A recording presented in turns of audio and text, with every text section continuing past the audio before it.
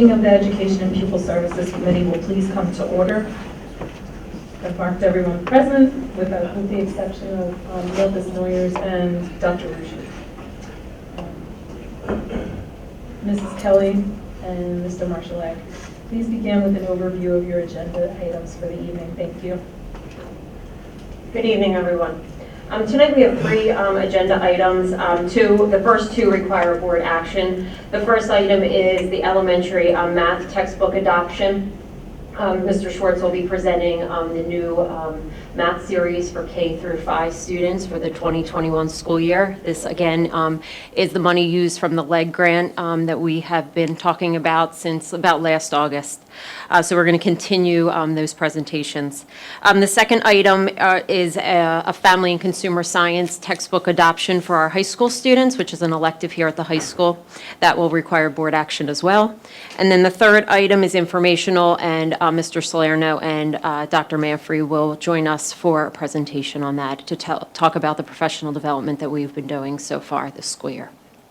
Okay, so I'm going to turn it over to Mr. Schwartz, who's going to get us started with our first item, if that's okay. Thank you, Mrs. Kelly, and good evening, ladies and gentlemen of the board and the Upper Darby community. Thank you for giving me a few minutes this evening. There we go. In alignment with two of Dr. McGarry's goals, providing a multitude of learning opportunities for the students we serve and refocusing our attention on our elementary school programming, I'm really excited to be able to recommend Envision Math 2.0 for a new math series in our K-5 classrooms. A program not designed around following the rigid procedures and formulas of math instruction of the past, but one focused on sense-making, creativity, reasoning, flexibility, all the hallmarks of a more current mathematics program. Over the past year, I've been researching various textbook series, and there were three things about Envisions that really stood out. I'll talk about them more in depth over the course of the presentation, but real quickly, first, that the procedural fluency and conceptual understanding are developed through application and problem solving, rather than for application and problem solving. It's a really small but important distinction in that we don't want to teach fractions so that we know how to share a pizza between ourselves and 3 friends, but rather we want to use the situation of sharing a pizza as an entryway into learning about fractions in a more authentic way. Additionally, there are instructional materials that can be personalized and adapted for all levels of learners, and it has an online platform, pearsonrealize.com, that has incredible resources for teachers and students. So in service of that idea of conceptual understanding and fluency through problem solving, the program is designed through a 3-part lesson. The first part is what they consider a problem-based learning. It presents a problem like the one that's there at the top of the board, where there might be 10 teams in a baseball league with 25 players on the roster. And notice the last line there says, solve this problem in any way you choose. It's important in that when we teach mathematics to students, we want them to bring their experiences, their understanding, their knowledge to the forefront and solve it in any way that they know how, before we then come over top of them with the instruction. We'll then provide a visual learning, a model for what that looks like. We'll give them more efficient ways for solving it. And then we try to assess and see if they're able to kind of marry those two ideas. And from there are able to differentiate our instruction based on, can they merge those two pieces? As I mentioned, it's appropriate and impactful for all learners. For each lesson, there is supports for, ways to support our English language learners. There's intervention and enrichment activities for every lesson, and an opportunity for students to show not that they just know how to do something, but they know why they're doing it and what it means. And lastly, the Pearson Realize platform, which has support videos for students and parents, digital resources for our teachers to present the content in a unique and interesting way to students. It has digital practice for students to do at home, that is adaptive to their level, and even the ability through an app to take pictures of the student textbook and that it animates it and makes it come alive for the students in a, in a really interesting way. If we're able to move forward, we're ready to implement this starting this spring. In March, the materials will be delivered to the classrooms with an April training by Pearson, by the company themselves. Over the summer, we'll invite the teachers in to help kind of organically grow the program so that we know what it looks like and what it looks like for Upper Darby. And then again in August, we'll come back and put those places into play so that by the first day of school, they're ready to roll. This is a 6-year contract, and so additional professional development will be ongoing through the life, either through our excellent coaches who are here this evening or through trainers from Pearson. As Ms. Kelly mentioned, it will be fully funded by the LEG grant awarded by the state of Pennsylvania at a cost of $840,000 over 6 years for student and teacher materials, online access, and ongoing professional development. I know that was brief, so if you have any questions or concerns, I'm happy to address them. Thank you. Are there any comments from the board? Thank you. Christine, just because this grant money was about over $3 million, we previously put in this year a new English and language arts program for the elementary schools. I just want to make sure, you and I have had this conversation, but for the board, we're asking a lot of elementary school teachers, and the implementation, the phasing of this in, the planning of that I think is important for the board and the public to hear, because we're asking a lot of an elementary school teacher with new programs. So we've been using the instructional coaches to really help provide that ongoing professional development, but there will be 2 major implementations for our elementary teachers. The first being the Into Reading that they have we started implementation last year after we were approved, but that implementation or that training began in May of last year. The teachers had materials over the summer, and they are continuing professional development throughout this school year. So even November 5th is our next professional development day, where they'll be really digging into the writing workshop that's embedded in that program. But the programs, the professional development and what our teachers in elementary schools are expecting to do is a lot right now. We are, the 4th and 5th grade with the departmentalization is helping with some of that professional development, but K1, 2, 3, they are feeling a brunt of implementing 2 new programs within 2 years. We have taken that into consideration as we phased in these LEG grants and had a little bit of an opportunity to spend the money over 2 years period, which did help. Next month, we'll be coming forward with the ELA presentation for middle school. So we also try to stagger it so that Rob and Sue were not dealing with implementation of a K through 8 program as well. But the instructional coaches have been a tremendous help in the implementation of both of these programs, and so have our supervisors. Thank you. You're welcome. Okay, so I guess we can, thank you very much. Sure. Can move forward to agenda item 2. So the next item is for a new textbook for the 2021 school year for our Adult Roles and Relationships course, which is an elective here at the high school, where, like I said, juniors and seniors take this class. The current textbook that we have, the copyright was older. There was some outdated material in there, and we needed to update this textbook. So Mrs. Riches came to us last year and started to put the ball rolling and getting a team together to look at the what type of textbooks are out there. There's not many that are geared to family and consumer sciences, so she had to do a little bit of legwork trying to find those, but she is confident that this textbook that she is recommending is relevant to 21st century learning. It deals with, it has a copyright of 2018. It also deals with social media and how that plays a role in today's adult roles and relationships. It's also culturally diverse, which our older textbooks were not. And it also presents case studies, which we often don't see when we're talking about electives and pieces like that. So it gives an opportunity for conversation and role playing and going back and forth and actually having some deep conversations. So we need approximately 40 textbooks. The cost of the 40 textbooks would be about $5,000. We run anywhere from 1 to 2 sections of this each year at the high school.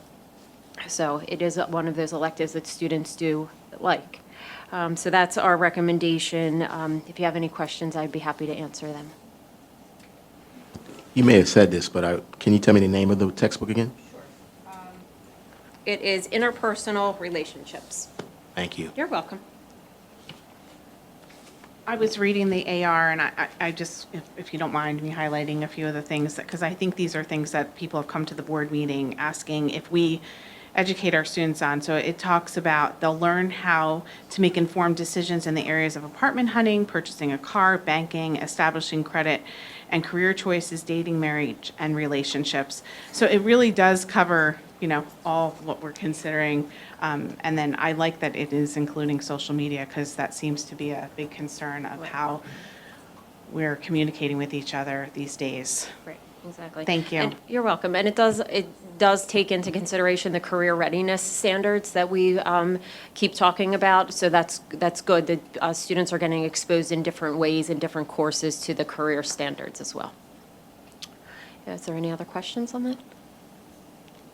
Any other comments or questions? Okay, thank you. You're welcome. Agenda item 3, please. The third item is Mr. Salerno and Dr. Manfrey are going to be joining us, and they're going to go through an overview of restorative practices. Some of the training that we've been working on so far this school year began back in August of 2019, and Frank is going to take over with this one. So we are here this evening to talk about a really exciting initiative, something that is not new to the Upper Darby School District, something that we have definitely been a part of for quite some time, quite a few years. But at the level, the extent that we are involved in restorative practices now is really encouraging and very exciting.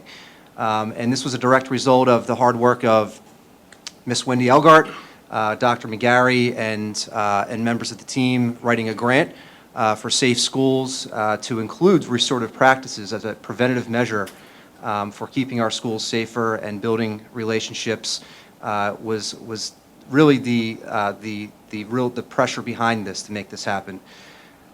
So restorative practices, and I have said this a number of times, we've had a number of different trainings throughout the district. Just the what of restorative practices is, again, you can see the quote there about it being an emerging social science that, again, strengthens relationships between individuals as well as with social connections within communities. And the real foundation of restorative practices is this social discipline window that you see up here on the presentation. So the whole premise of restorative practices, and we have had multiple days, full days of training around this. So this is summarizing extensive training in about a 10-minute presentation. But the social discipline window quadrant chart really does a nice job of highlighting the importance of being with. So we want to be up in that top right quadrant, the restorative quadrant of cooperation, collaboration, taking responsibility, and being accountable. So this is really, again, the foundation of restorative practices, the importance of not doing things to people or being punitive. This translates well to the classroom as it does to parenting and just, I think, our society in general, and not being permissive or doing for people. But really making sure that we're in that top right quadrant of being restorative as much as possible. Our teachers, not just teachers, but our building level teams have started the process of being trained on restorative practices. We know that in a district with over 12,000 students and over 1,000 professional staff members, it's very challenging to get to everyone, of course, but our goal was to start primarily with building level teams. So what you see here a picture of is a first group. This happens to be at Garrettford Elementary School. On August 14th and August 15th, we had 3 different sessions happening throughout the district that looked just like this. 3 different trainers from the International Institute for Restorative Practices came and trained our professionals on an introduction to restorative practices and using circles effectively. This training was a full day training on the 14th and 15th. This happened to be the last week of summer vacation for our teachers. So this was time that they volunteered to come in. We were able to pay our teachers to come and participate in this training through the grant that we secured. But for the teachers to come in during that last week of summer vacation, paid or not, really speaks to just the dedication of the professionals throughout our organization. Again, 3 sessions were happening throughout the district on the 14th and 15th. And then on August 22nd and November the 5th, we had these same 2 trainings targeting specifically our pupil services staff, so our counselors, our social workers.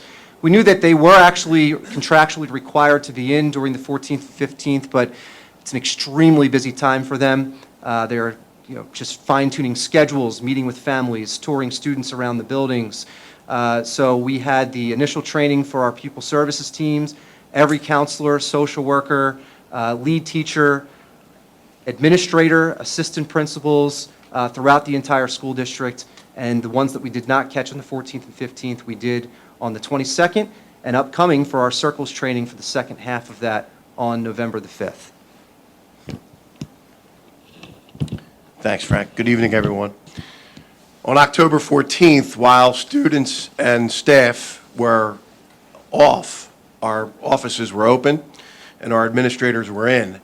And in the morning of October 14th, we had our secondary administrators in Beverly Hills Middle School Library fine-tuning the training that they have already gone through with Circles training, working with one of the leaders from the International Institute for Restorative Practices. And the afternoon session had our elementary school principals. As you know, it's important for our building leaders to buy into restorative practices, or any program for that matter, in order for our staff and our teachers to do so. And I can say that while I was at the secondary administrators building level training, there was total buy-in from the assistant principals and the principals who were there, which is phenomenal. But what's more important than that is that the training doesn't just stop with 1 or 2 trainings as an individual and then it's over. The International Institute for Restorative Practices is providing us with coaches throughout the year, secondary coaches and elementary school coaches, who will be working with our building leaders and targeted staff members on restorative practices, which I think is really a product of not providing a shot in the arm and say, hey, go get them, but providing that shot in the arm and doing some follow-up training on the spot in real time, in real situations, which is invaluable professional development. And then, as Frank had mentioned, this is a part of the $2.2 million that we were awarded through the Safety Grant, Safe Schools Grant. Mr. Gentile was also a part of that grant writing. This is the proactive measure, really, the restorative practices training that we're putting in place, in addition to all of the other security measures, increased security cameras, and things of that nature. And really, the overarching goal of restorative practices, which is really near and dear to my heart, is to improve climate and culture within our buildings by having our adults work on their relationships with children. Not just relationships with children, but relationships with one another, relationships with kids. And when there is something done that harms that relationship, teaching our staff, our adults, how to really restore in a positive way a relationship with a student who may have had an issue in the classroom or may have fallen out of the behavioral expectations. So it's about restoring relationships, teaching staff how to communicate with students, communicate with one another, and frankly, it's going very well. Being a restorative practitioner really is the tool belt. Everything else that we are talking about, supportive relationships, trauma-informed care, it really are tools that go into the belt. The idea, the philosophy of restorative practices really is the foundation of it all, and we believe firmly in that. The teachers that have been a part of it, the lead teachers, the administrators, the counselors, the social workers, they've been very excited about the training that they have received. They've put it into practice at their buildings, some teachers into their classrooms, and they're really excited about the coaching sessions and having the coaches come out and actually get in front of their entire staff for at least a 1-hour crash course on an introduction to restorative practices that we hope to accomplish throughout the district for the remainder of the year. The other part, too, that we need to make sure that we mention is just the sustainability of this program and looking ahead. So the Train the Trainer 3-day workshop is an important piece of this, that we are, as a part of the grant, as a part of the contract we have with IIRP, we are going to have the opportunity to provide a group of professionals from the district to have a 3-day intensive training on restorative practices and being able to carry this work through and see it through So we do not have a continuing need to have an ongoing relationship directly with IIRP to the extent at least to which we currently do. So that's a really important part in terms of the sustainability of the program. And just to add on to the train-the-trainer model that Mr. Slater talked about, we're trying to look for through these grant opportunities, either through the Safe Schools grant and through the Delaware County Intermediate Unit through the Stop the Violence grant, to find train-the-trainer models to bring back an internal mechanism to train and turn over training with our own internal staff, not just throwing money at something to get a one-shot deal, but to keep it going on and train our district over and over again with new staff and recurring opportunities to come through. So it's one of the goals we want to stay focused on. And Mrs. Curry, I know you had forwarded me the latest iteration of the grants. We met last week. Tomorrow we'll meet again, myself, Mr. Gentile, Mr. Lee, and the business office. We are writing another grant for upwards of $450,000 and other dollars to continue to get grant money for the safety and security of the school district. I have a few questions. So for the trainer, and I've been wondering this for all the great programs that are coming into the district, what kind of, how are we gonna, with the trainers, go back and kind of evaluate throughout the years how its effectiveness is throughout the buildings? How is that going to be evaluated or assessed? That's a good question, and I think that we have to be careful with making sure that we select individuals who obviously have fully bought into this. And, if we have 12 individuals, let's say, that are going to the trainer workshop, we want to select people that are a cross-section of the school district and not just 12 counselors. We want to make sure we have counselors, social workers, teachers at the elementary, middle, high school level, administrators, lead teachers. And so that's first and foremost. We want to have a good cross-section of people to represent the professionals throughout the district. In addition to that, I think that we definitely need to capture some data around the overall effectiveness of the model. You're absolutely right, Ms. Curry. And I think that it's difficult because when we talked about this at the PSBA conference with respect to trauma-informed care, because we have so many different initiatives happening that it is difficult to pinpoint exactly what is attributing to the data increasing or decreasing in a negative or positive way. We can certainly, and we do plan on pushing out some data once we have some more training happening throughout the district specific to the people who have received the training and just their perception of how it has changed their approach. But in terms of data as it relates to discipline and recidivism or suspension data or expulsion data, we can have that and say that in the totality of the initiatives that we have in the district, we attribute hopefully the reduction in the number of days of out-of-school suspension to a multitude of things. It's difficult to put your finger on one specific thing, though. But I think certainly, just as we did for trauma-informed care last year, we can survey the teachers, we can get some data from them in terms of the teachers who have been trained, the administrators who have been trained, the pupil services members who have been trained, just their perception on how it's changed their approach daily. And I know President Mitchell has a question too, but I just want to go off of that. Maybe we need to consider somehow through the assessment process involving parents, because I think parents have a perception sometimes of the way it is. And as we begin to move these programs effectively through the district, I think it would be really interesting to think about how parents are feeling the effectiveness as well. So just something to consider. And just to add on to many of these train-the-trainer models also the big part of it is the fidelity to the program. So there's an ongoing analysis and assessment of the trainer, either through the organization or through a recertification process, to make sure the programs are being delivered and trainers are training individuals with fidelity to the program. So that many have that built into these train-the-trainer opportunities. And Ms. Kelly, all of this is included in our professional development plan, when you're developing it, so that the trainers that ongoing training is going on. And then I just did want to say before you respond to that last night I had the opportunity to go to the kindergarten center home and school meeting, and Lakeside was there going over calming corners and how you can implement that at home. in your own home. They had, some nice giveaways for the families, and I thought it was a great program. So we are already taking it to the parents, maybe not in every building, but I'm sure there's a plan for that. But I just want to make sure it's in the professional development calendar, so we would know who the trainers are going to be, so we're not going to lose sight of it going forward.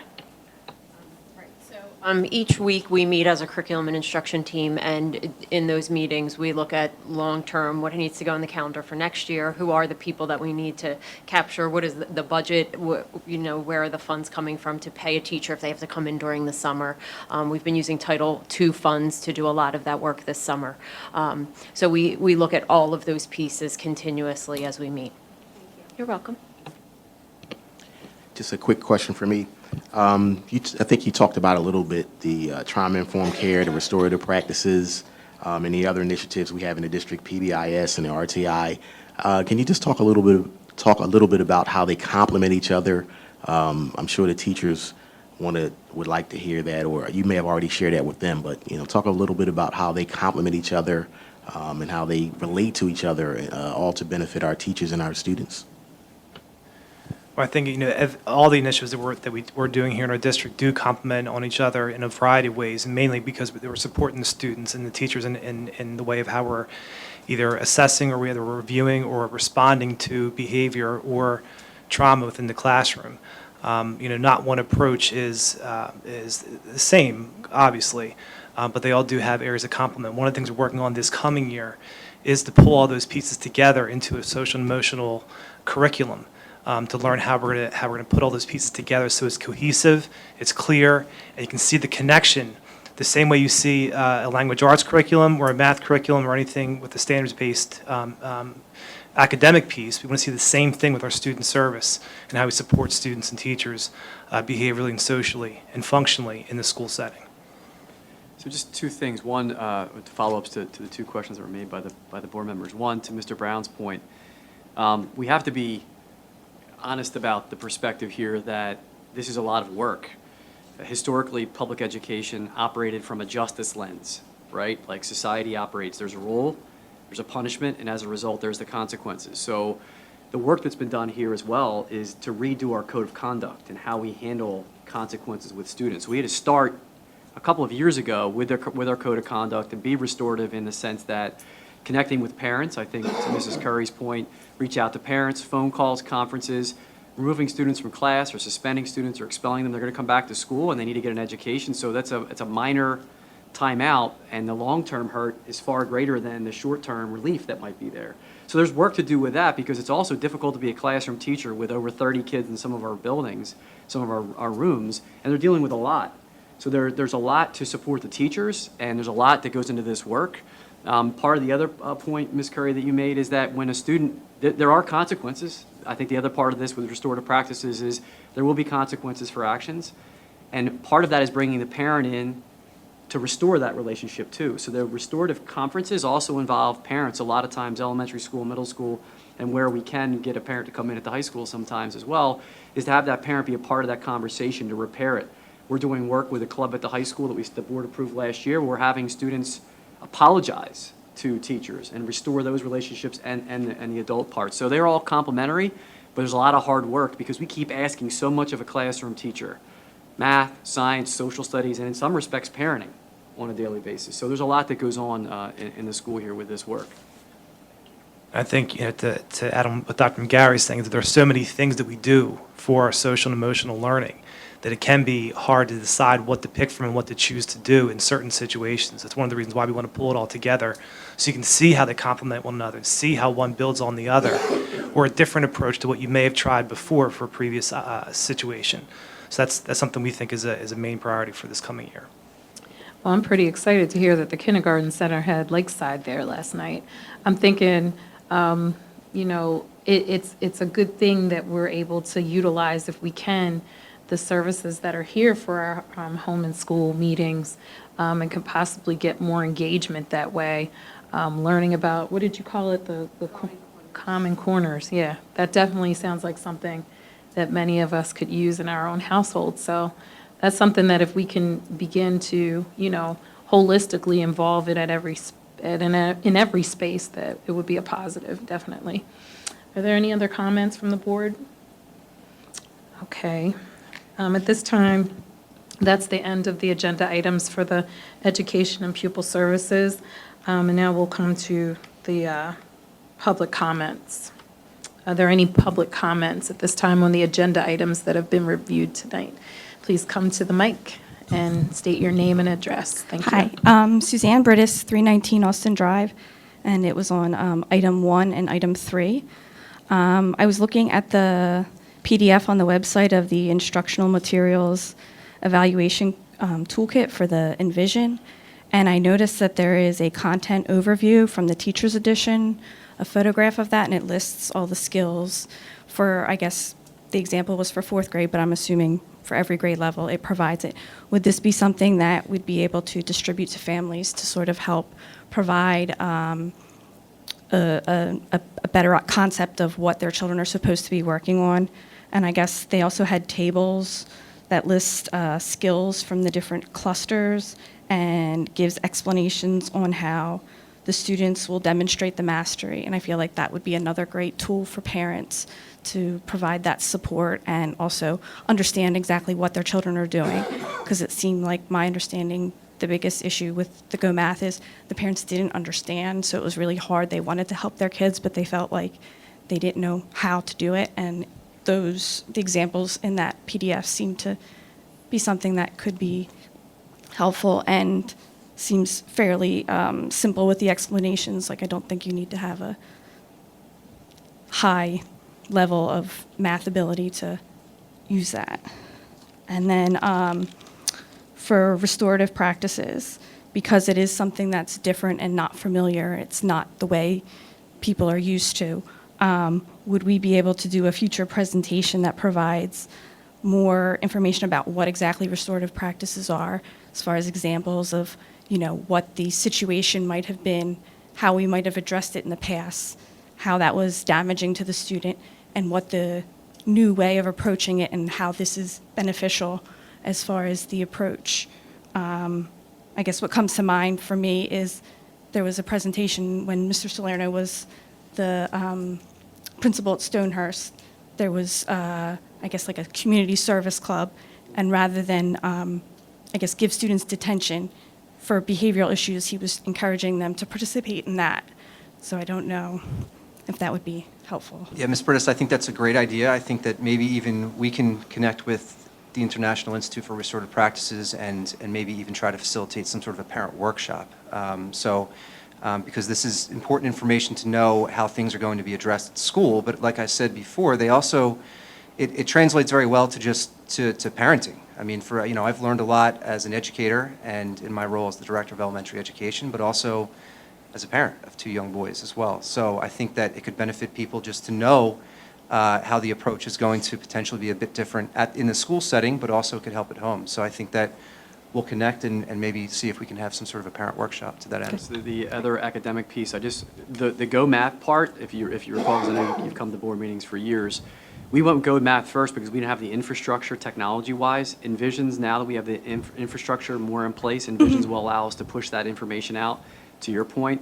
And then the restorative approach, the adult part about this for us is the circle part. So bringing people back together, even in these types of situations, board meetings are probably not the best way to deliver information. So community things, you'll be hearing in my next superintendent's meeting about a community forum we'd like to put together, the school district, where we can use the restorative approach kind of to solve community problems and disagreements as well through this work.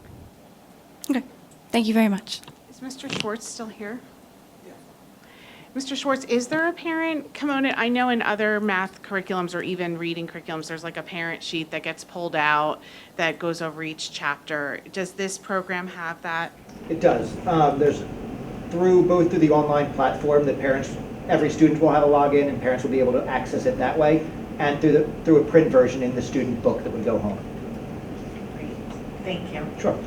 I also want to say, I think the PAC nights, is Ms. DeVito here? Is that what it is, that we have the PAC nights? Parent and child night. I think the academic side that comes through that would be a really great format for us to do stuff in that too, because they have different activities. I don't know if you've been able to go to one where it's math and the English language arts, and they do activities, so maybe that can be. I missed the literacy when we had the publisher here. I was disappointed. I missed that night, but older versions of that I've been to. Yeah. No, this is something that takes place at each individual school.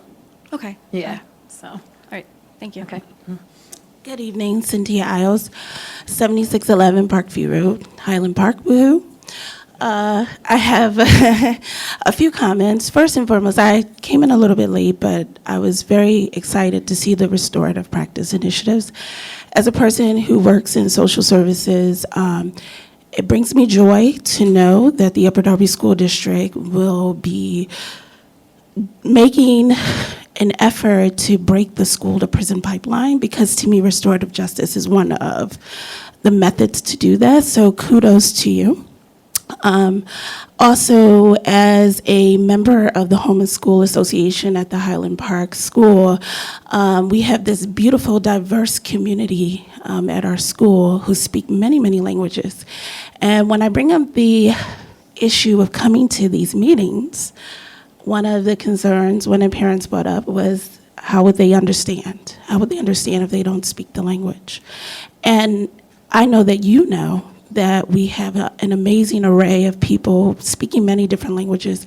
And so I would ask that we do something to bridge the gap and make a concerted effort to reach out to parents, especially parents who do not speak English, to get them more involved in it, because they're greatly impacted by many of the decisions that are happening here, but they do not see a way for them to even be able to communicate or understand what is happening here. That's first and foremost. Lastly, as a tax-paying, voting member of the community, I would like to thank you on behalf, as a Highland Park parent. I often hear people when I come to these meetings say, I pay taxes and things like that. Well, I pay taxes and my kids go to the most crowded school in the district, and I appreciate and I thank the board for making the initiatives to expand other schools and to build other schools so that my kid doesn't have to be in the most overcrowded school in the district. So thank you for that, and that's it for tonight. Just would like to address the concern about the language barrier. That's certainly something that we struggle here in Upper Darby with over 70 languages. We do have some things in place. The website has various languages that can be converted, and we convert a lot of what we do at these meetings into other languages. And our parent link system, when we do parent links, does convert into home language. But we do recognize that for these kinds of forums, that we have to figure out a way to maybe bridge that gap. So I appreciate those comments, and we're working on that. And also, as a parent, the administration, we had a meeting with some parents from Highland Park and Sanko last week in my office. I think it was last week or the week before. And we're asking that parent group that will be there. If you set up the meeting and you can translate for us, or you could be there, we'll go into the communities. We had a conversation in my office, I think it was last week. I can't remember what week it was. But we're going to go out to the communities and hold those kind of communication nights there as well. So if you could think of one, we'll be there, and we could bring translators, or if there's somebody else, we'll do the same. And even for home and school, our meetings, we've invited the ELL teachers, and they've agreed, and they help with bridging that gap for those home and school meetings. So thank you for that. Meredith Haig, 123 East Berkeley Avenue, Clifton Heights. When the new math program was purchased for the middle school curriculum, that was just earlier this year, right? And I emailed a question because, like a lot of people, I was curious about the program, so I Googled what kind of reviews there were out, and what I found was that there were two Envision programs. There was this Envision 2.0, and then there was Envision Florida, and what is listed as Envision 2.0 on its like edreports.org, which is a very popular reviewing site, and you very graciously answered my question that the issue was that Envision 2.0 on the EdReports website has very poor ratings. And Envision Florida, they call it, has very high ratings. And what I was told in response to my email was that the curriculum that we're purchasing is effectively Envision Florida, but for some reason it's still called 2.0. So my first question is, I just want to confirm that that's still the case, and that what we're getting is the highly rated program and not the poorly rated program. Yes. Okay, and this is a really minor issue, but I wonder whether, as a fairly large purchaser, maybe we can nudge Pearson to nudge Ed Reports to correct that, because I'm sure that I won't be the only parent saying, well, what is this new curriculum that my kid has? What do the reviews say of it? And Ed Reports is very popular, and it comes up first on your search. And this just could be a headache saved if they would just update that. There's some sort of disconnect between Pearson and Ed Reports. And as a major purchaser, they would be more likely to listen to you than, say, me if I email them. So just thinking of that. And I'm actually a mathematician and a math educator, and I want to thank you for picking this curriculum that looks really like it aligns so well with the kind of goals that we have for our students, that we want them to understand what they're doing, we want them to think about what they're doing, we want it to be fun and interesting to them. So thank you for that. Hi, David Neal, 432 Beaumont Road. I had a quick question about the restorative practices. Is there going to be more of an intensive training for those individuals that have a higher frequency of incidents? For example, emotional support teachers, hall monitors, safety officers? I'm sure at the elementary level as well. The secondary level, we're relying on our building administrators to target people who could really benefit by this training. But you bring up a great point. Our emotional support teachers are in need primarily of the not just the restorative practices training, but also the trauma-informed care training, which we're providing them, yes. Okay, perfect. Thank you. And just as a follow-up, the new grant that we are going after, we are going to be bringing in again for the tool belt training for our security, transportation, emotional support, de-escalation training with the new grant that we're going after as well. All right, thank you. Any other comments from the public? Seeing none, Mr. Marshallek or Ms. Kelly, would you please review the agenda items presented this evening? Sure. The first item was the math textbook adoption that will require board action. The second item was the family and consumer science textbook adoption, which will also require board action. And then the third item was informational, which was the restorative practices PowerPoint. Okay, great. So I'd just like to ask the board through the agenda items. Agenda item number 1, it requires board action. So I'd just like to ask the board if they're in agreement with moving it forward to a vote. Everybody? Yes. Okay. Agenda item number 2, the UDHS Family and Consumer Science textbook adoption. Are the board members on board for moving it forward? Okay, yes. And agenda item number 3, International Institute for Restorative Practices. The IRRP update is just informational. Okay, thank you very much. A motion is in order for adjournment of the Educational and Pupil Services Committee.